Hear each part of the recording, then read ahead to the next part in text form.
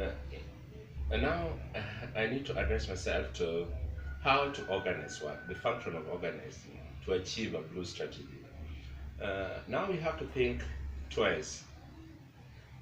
Much earlier, departments and jobs were organized functionally, where they were specifically to achieve a particular function, and departments were also organized autonomously and functionally. This has to change. Now, organizations have to be organized as systems and processes of work. That is very, very important. And much earlier, individuals were managed individually. That has to change. Now, individuals have to be part of teams. As they work individually, they also have to work in teams. So, what do we need? Now, we need work processes and then work teams working on systems, and not competing departments, not autonomous departments thinking autonomously. If you do that, you will not achieve a blue strategy. We need to synergize a lot. So synergy in between departments have to work so well. And not only creating teams like going for team building, then you kick ball, then one department is pulling rope against another department. Look at that. That is just creating competition and thinking independently. That cannot work. You have to think interdependently and then understand that you are a part in a process and you're a part in a system, and think so and understand so. So everybody has to be sensitized on the work processes and how they relate and how they contribute to the bigger goal. So every individual has to be made to understand the strategic awareness, and this is very, very important. Every organization should sensitize their people on their strategies so that they get to know how those strategies are. And then the strategies have to add value to each other. They should not be contradictory. They have to be aligned.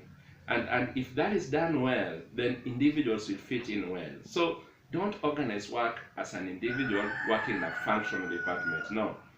Organize work as individuals working in teams and teams working in work processes. And once they understand that, then they'll see the bigger picture and they can now relate their contribution to the overall goal. And that will make them get engaged. Because we see workers who are not engaged because they are lost.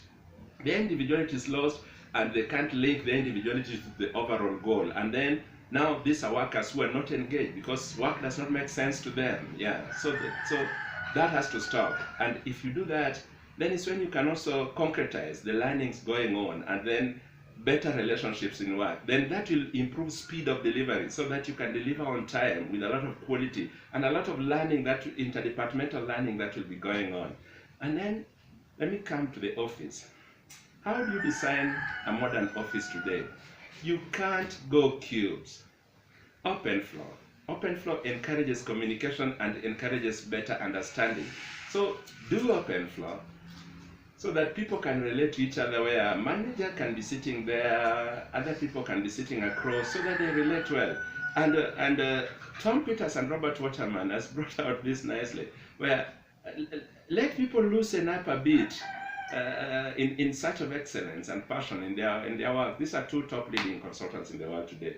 And they are advising well, like they're giving case of Citibank, where Citibank even allows people to wear earrings to work. They're toned down their dressing style. You can come to work wearing jeans and sneakers. You can do a dreadlock.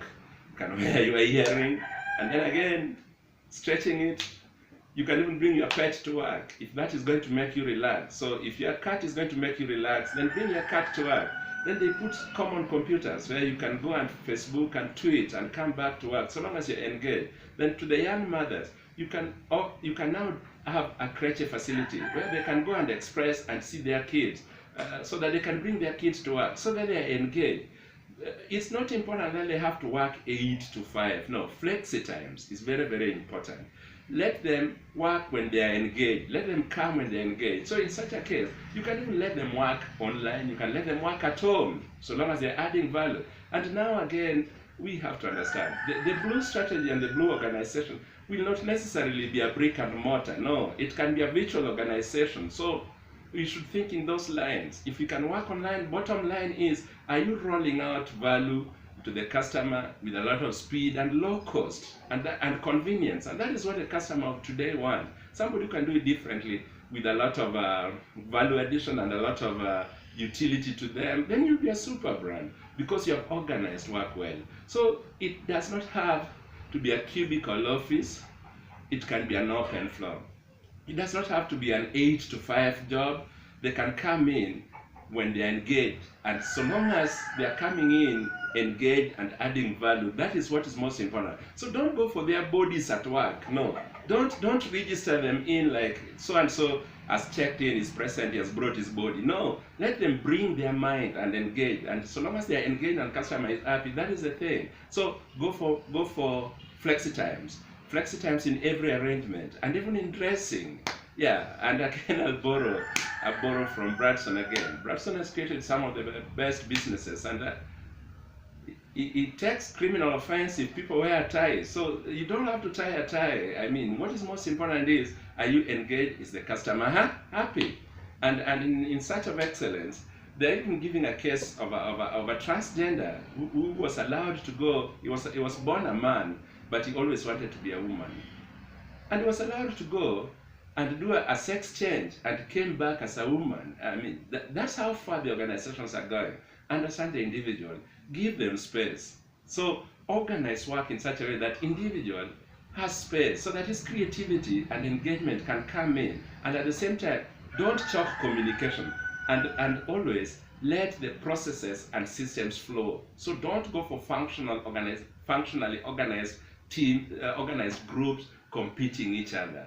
And if you do that, then you'll create organization that can achieve a blue strategy with a lot of success.